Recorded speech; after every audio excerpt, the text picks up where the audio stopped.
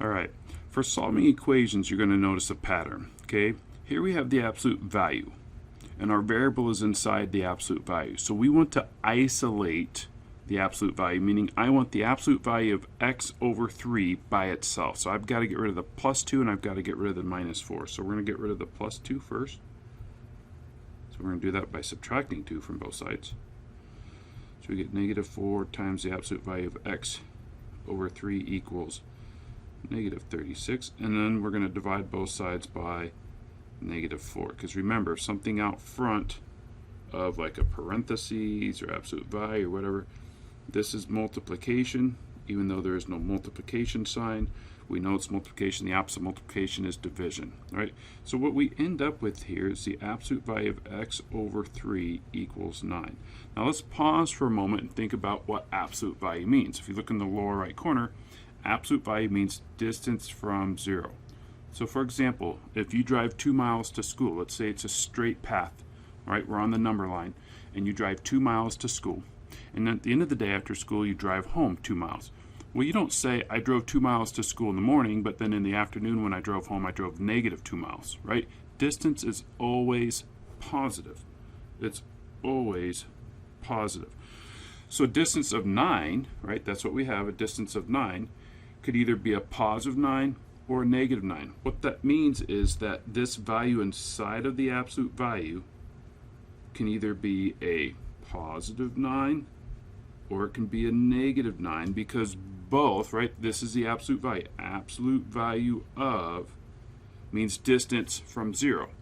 And so that is true when I'm at positive 9. That's also true when we're at negative 9. So what we need to do here is we need to solve. And so you can see that right here in my bottom right, we can see that the absolute value of x is x, and the absolute value of negative x is also x.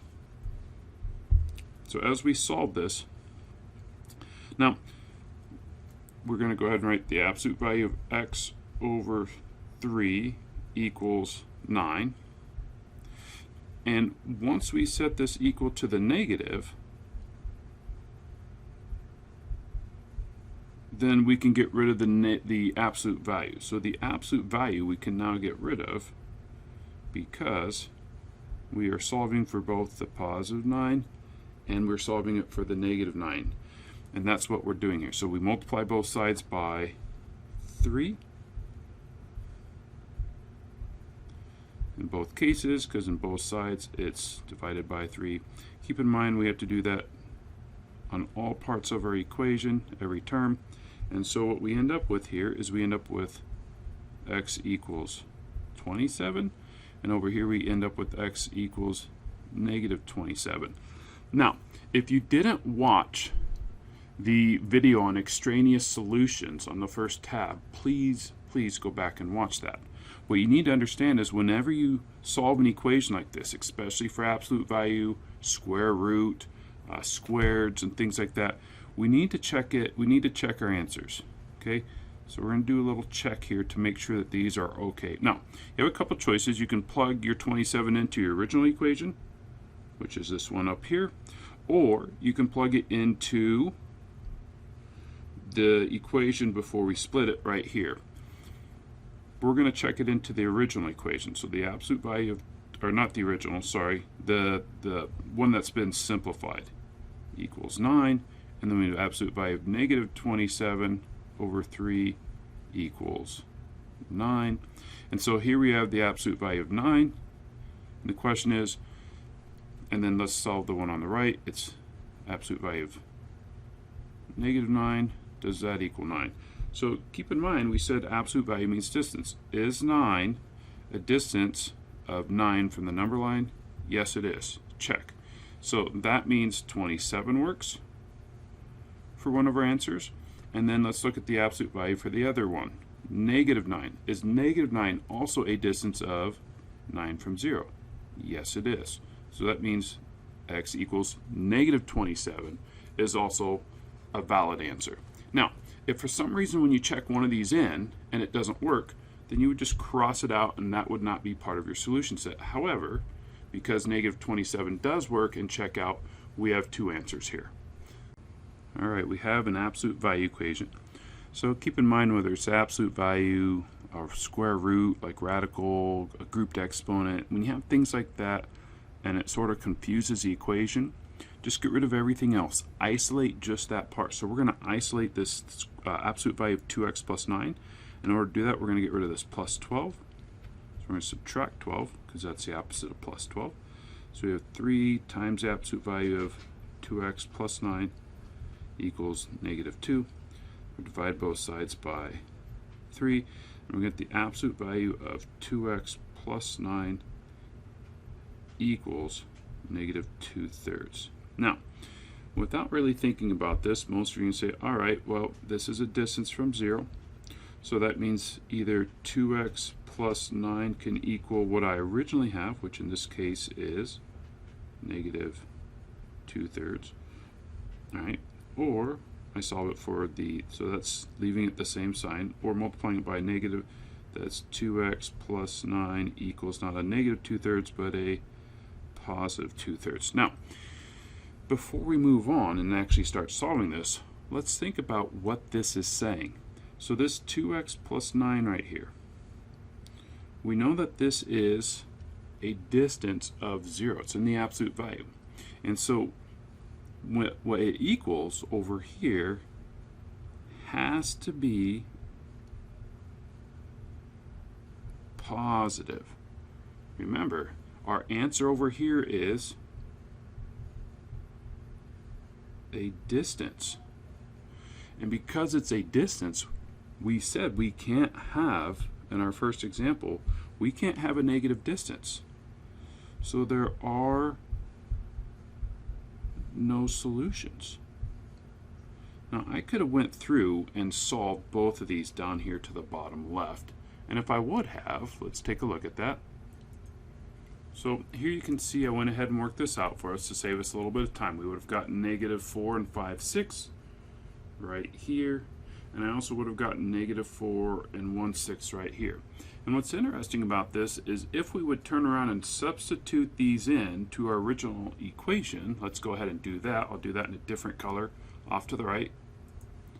For the first one, after we go through and plug this in, we would have gotten the absolute value of negative 2/3 equals negative 2/3. And you might look at it and say, but Dana, we have negative 2/3, and that equals negative 2/3. And I would say, you're right, but keep in mind that the absolute value is always positive.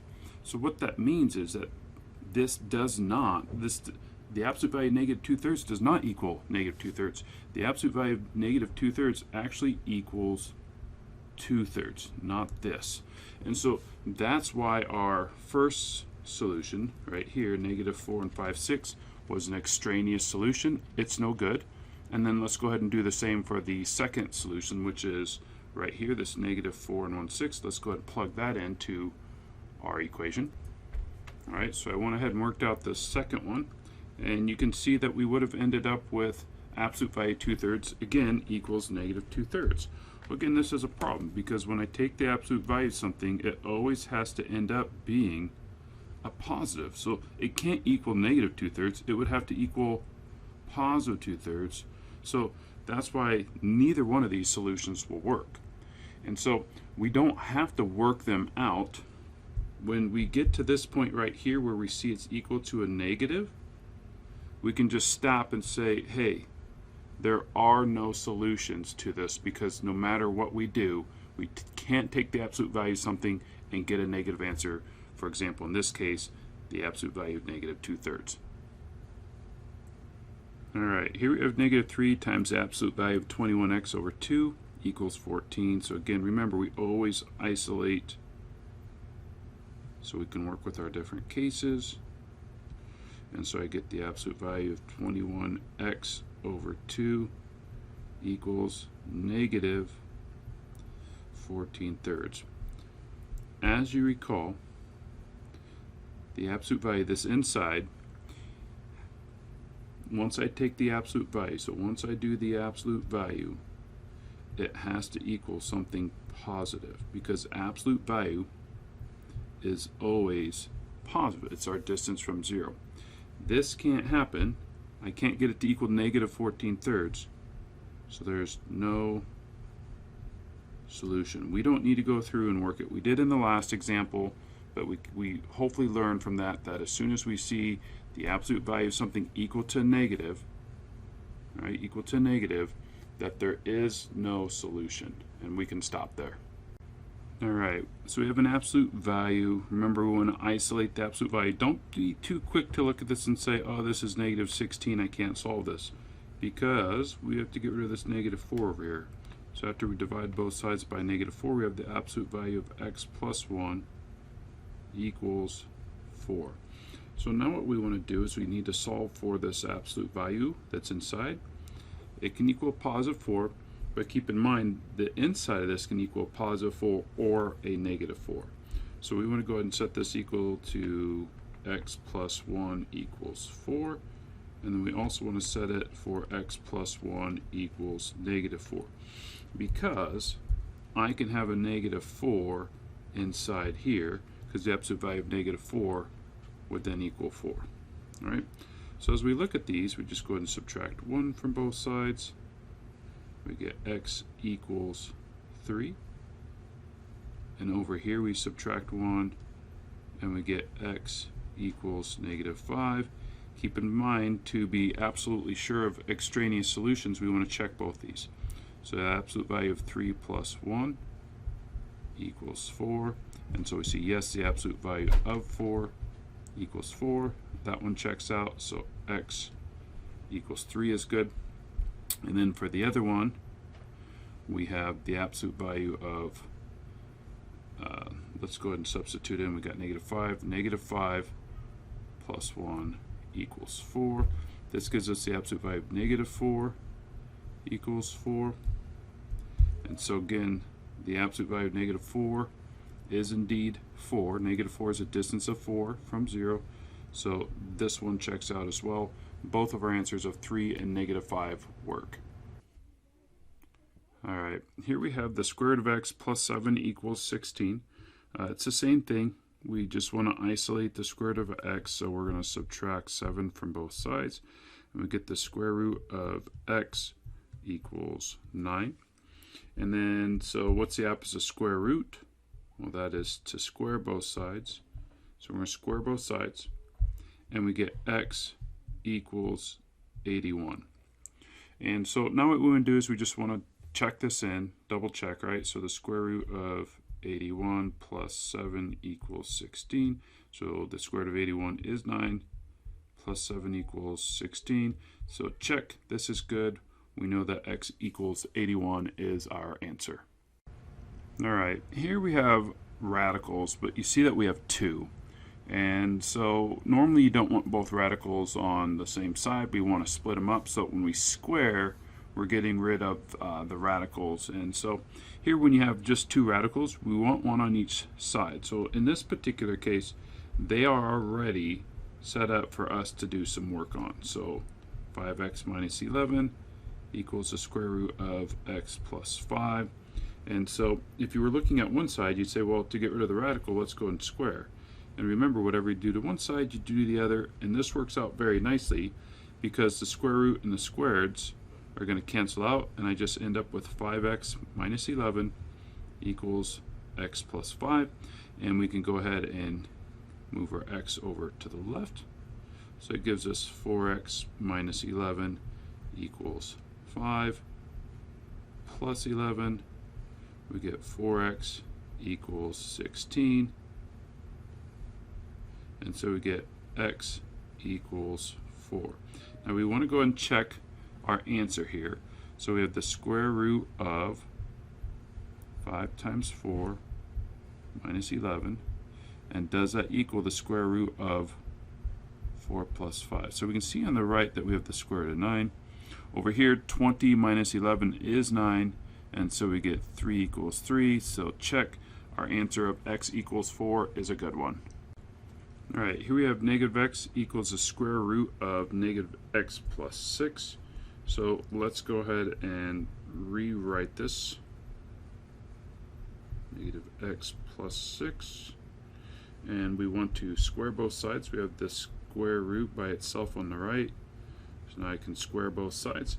And a negative x times a negative x is x squared equals negative x plus 6. And whenever you have an x squared, this is a quadratic equation. We want to move everything over to one side. So we're going to do a plus x, and we're going to do a minus 6 and a minus 6. So we have x squared plus x minus 6 equals 0. And we can either solve this by factoring or by the quadratic formula, which we've already covered. And I can see here that this is factorable. This is x plus 3 times x minus 2 equals 0. So as we look at these, keep in mind, just for a quick review, what this means is this means that I have something times something. And those two somethings, when I multiply, have to equal 0. So that means either this has to equal 0 or the second one of x minus 2 has to equal 0. Right? Because 0 times anything is 0. So I don't need both of them to equal 0.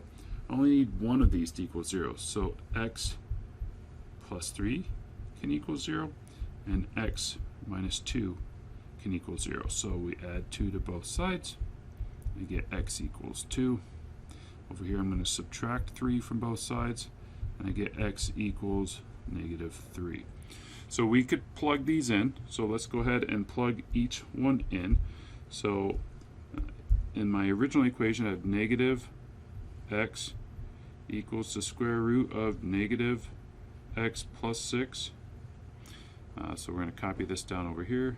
Negative x equals the square root of negative x plus 6. And in this case we have x equals negative 3. Over here we have x equals 2. So let's go ahead and work these both out. I get a positive 3 equals the square root of, this becomes a positive 3. 3 plus 6 is 9, so 3 equals 3. Check. X equals negative 3 is a good one. Let's check x equals 2. So I have negative 2 equals the square root of negative 2 plus 6 is a positive 4. And so the square root of 4 is 2, but that does not equal negative 2. Did I plug this in right? It looks like I did.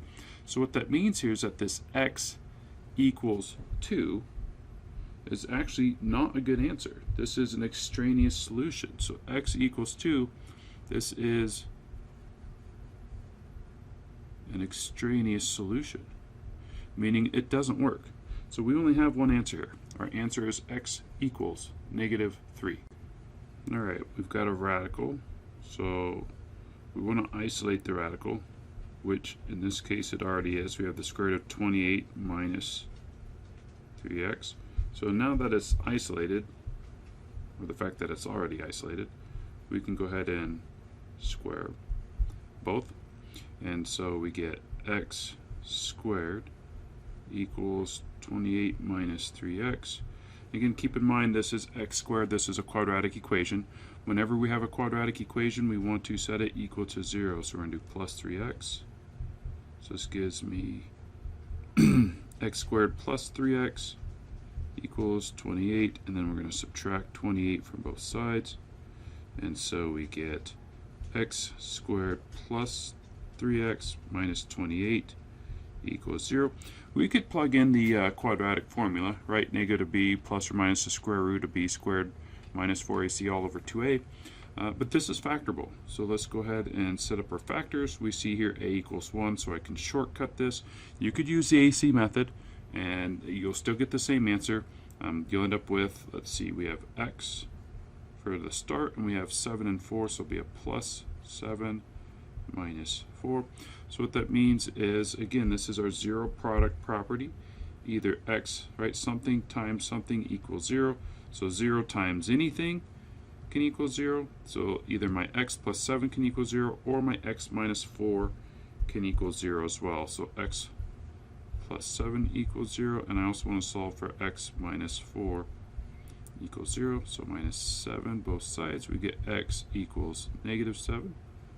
And here we add 4 to both sides, and we get x equals 4. So Now what we want to do is we want to substitute this in. So let's go ahead and substitute this back into our original equation. X equals the square root of 28 minus 3 times x. Over here, same thing. X equals the square root of 28 minus 3x. On the left we have negative 7 for x. On the right we have 4. So now we can go ahead and solve these and just check for extraneous solutions. At this point we have two potential answers, negative 7 and positive 4.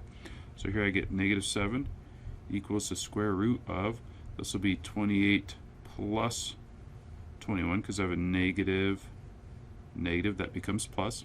And over here I have 4 equals the square root of 28, this will be minus 12.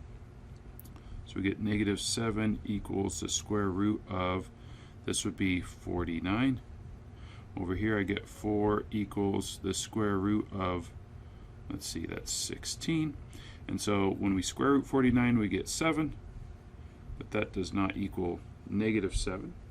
So these are not equal, which means negative 7 will not work. And over here we have 4 equals 4. That checks out, we're good. So x equals 4 is our answer. This original answer over here on the left of negative 7, that is an extraneous solution. It does not work. We plugged it in and we verified. So our only answer here is x equals 4. We have one solution. Alright, we've got the square root of 3x plus 8 equals 2, so we want to isolate the square root of 3x, so we're going to subtract 8 from both sides. And so we get the square root of 3x equals negative 6. And then we go ahead and square both sides. Now, you might be looking at this saying, wait a second, you can't take the square root of a number and get a negative answer. And you're right. At least for now, you're right. When we get into complex and imaginary numbers, you will find that we can take the square root of a negative number, but that is for another day. So for right now, go ahead and follow along. We get 3x equals 36. We divide both sides by 3. We get x equals 12. So now we need to plug this in. And so we get the square root of 3 times our answer plus 8 equals 2.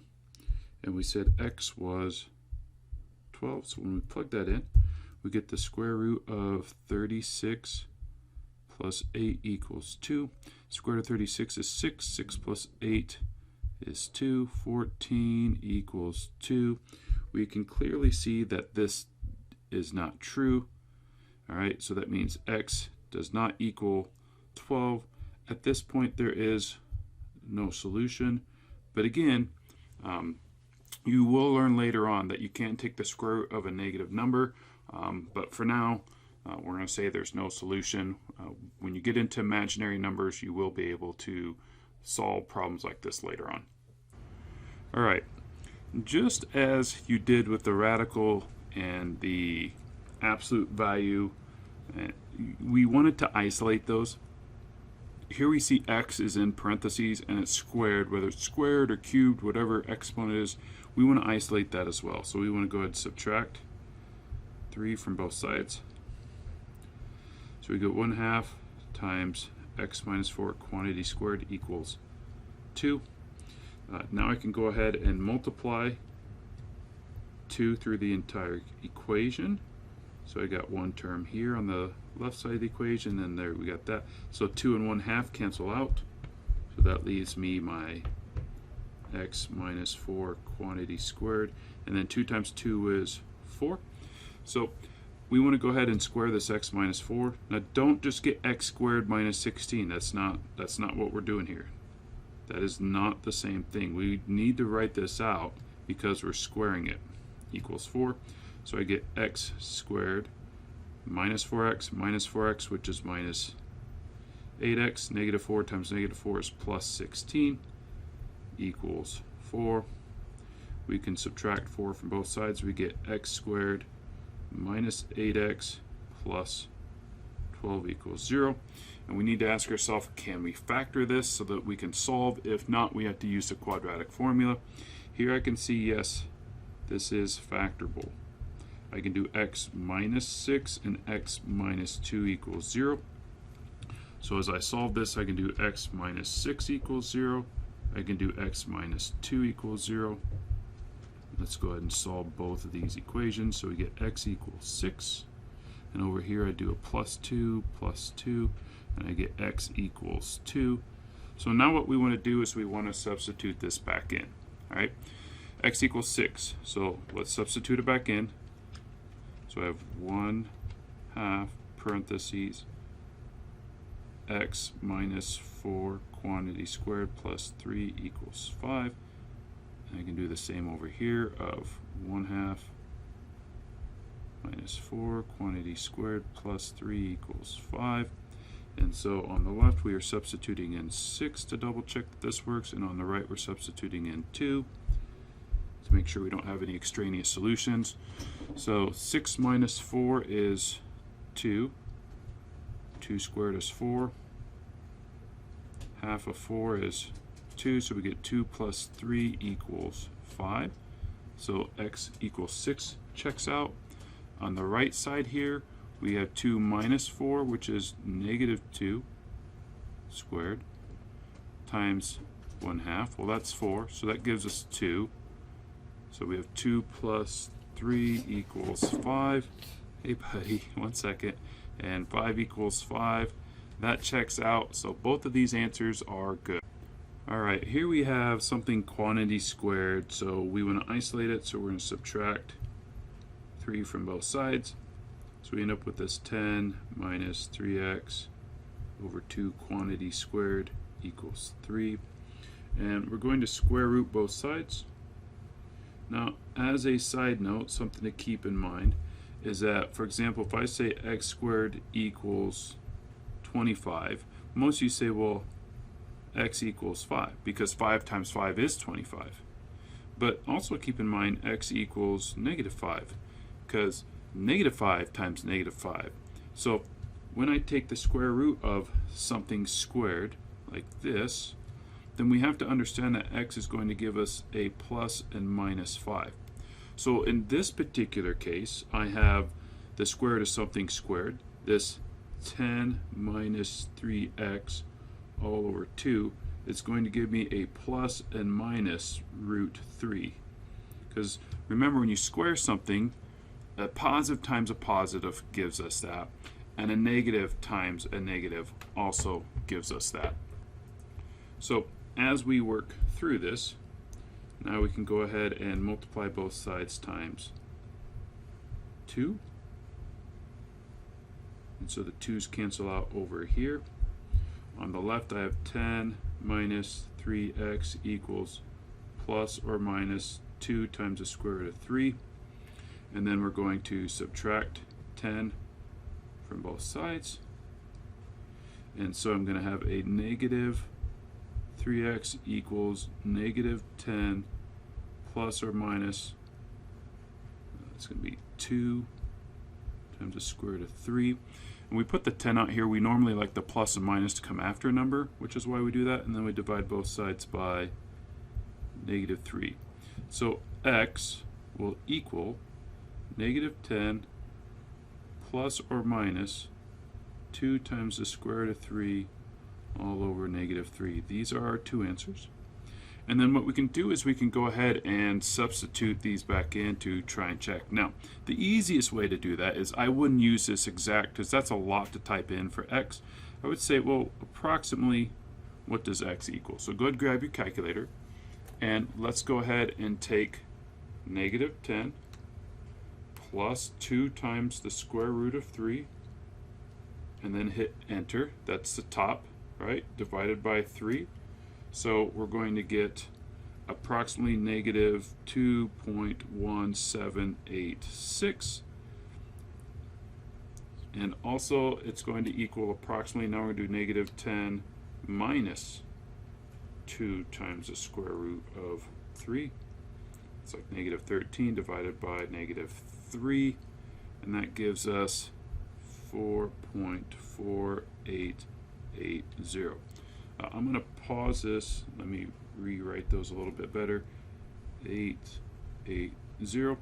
I'm going to pause and just double check my first answer because I don't remember if I divided by 2 or negative 3.